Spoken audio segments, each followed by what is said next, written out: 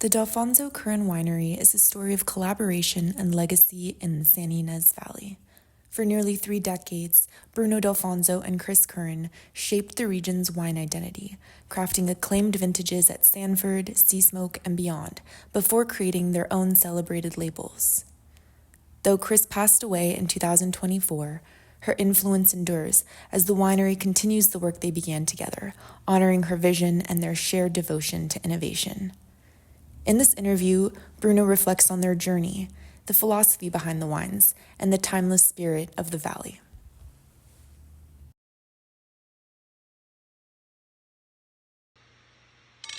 Hey, Bruno, so what first inspired you to winemaking, and why did you wind up in the Santa Ynez Valley? Well, I wasn't inspired to make wine, but what happened was that as a young man, a boy, with my other brothers, I'm Italian, and so we drank wine at dinner. That was just part of the tradition. And so when I went to Cal Poly, I was drinking wine, but I also went down to Firestone for a tasting. And I tasted their wines, and then there was a piece of propaganda on the table about Tony Austin, and he was the winemaker there. And in that little card, it said he went to UC Davis winemaking school. And I had no idea that there was a school for winemaking. Oh, you're kidding. You were never taught this. You were never suggested this by your counselor.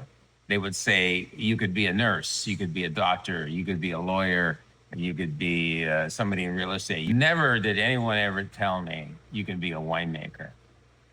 And so I went there for a second degree, and then I got a job, and that's it. What brought you to the Santa Ynez Valley? Okay, well, Richard Sanford brought me here. So I was making wine for him at Edna Valley, which was my first job. I was assistant winemaker there. So he asked me if I wanted to be winemaker for him in his new venture down in Buellton. So he showed me the property on Santa Rosa Road, and I said yes. How many years ago was that? Well, I came here for the 83 harvest, 1983, and then winemaker 83 until 2005. Have you ever thought seriously about, taking your biz to a different place? No. No, it's pretty wonderful here, isn't it? It's wonderful here. The natural physicality of the place, absolutely. But I was with a really great group of people. So it's that plus now you lay it on with a beautiful place. There's more than you deserve. Well, you met Kris here, correct? Yeah, in Valleys. I mean, we worked together 99% of our time. Wonderful.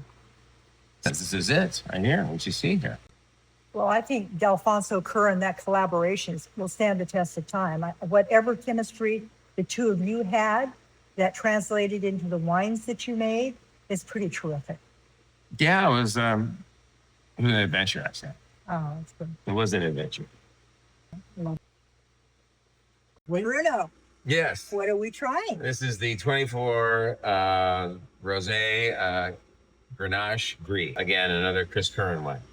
And here we are. Chin chin.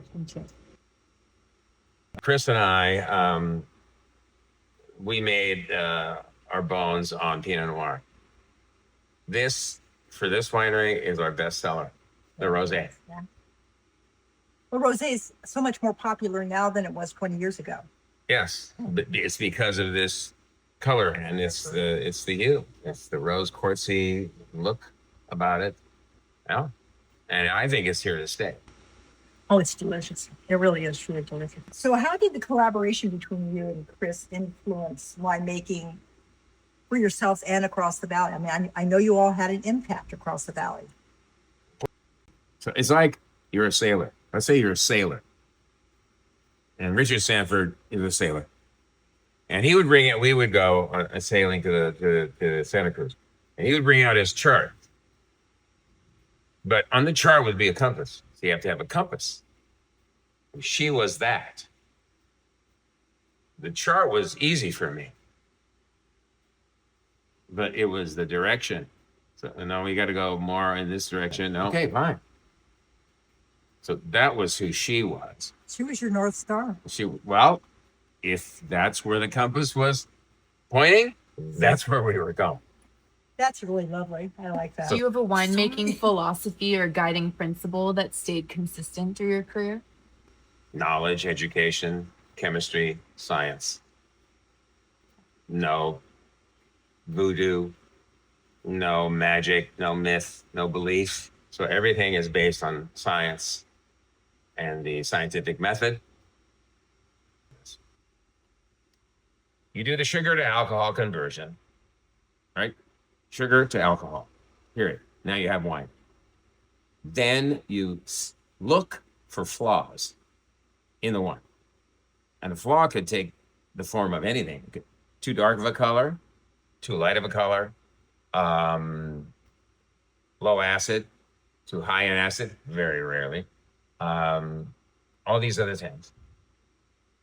And so you look for the flaw and you mitigate the flaws. There you have your wine. Yes. Bruno, Yes.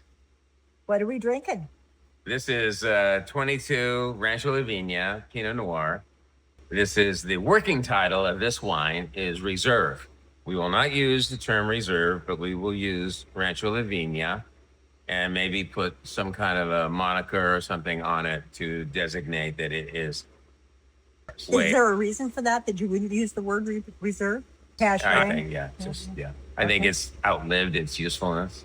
All right. Because everything's a reserve these days. Yeah, everything's reserved. Yeah. So I get it. So in the Valley where so much has changed, really so much has changed since you and I have both been here. yes, it has. What has remained the same? Well, what has remained the same? I don't think anything has remained the same. The only thing that the earth remains the same, the place remains the same, even though they have changed with development and these things. I mean, you still see Grass Mountain, and you can see all the Figueroas, and I don't know what else has stayed the same. Well, let me Don't know. let me interject something, because this is what I've experienced Yeah, in my business, which is that the Valley has become a lot more cosmopolitan. You know, we've got people from all over the world here because it is in such an extraordinary place. Yeah. But the founding families, the farmers, the people in this area, their roots are still firmly planted in the soil. That exists. Those people are still here. It's still important. Yes, it is. Yeah. You have the old ranches who are still here. This is one of them. Yeah. That we're on right now. And Which I, well, there's a heritage and there's a history and there's an attachment to that, which is, for me, has a huge amount of honor attached to it. Sure. And I love that. I mean, these people have a lot of resources, but they choose to maintain the land, and that makes this valley so special.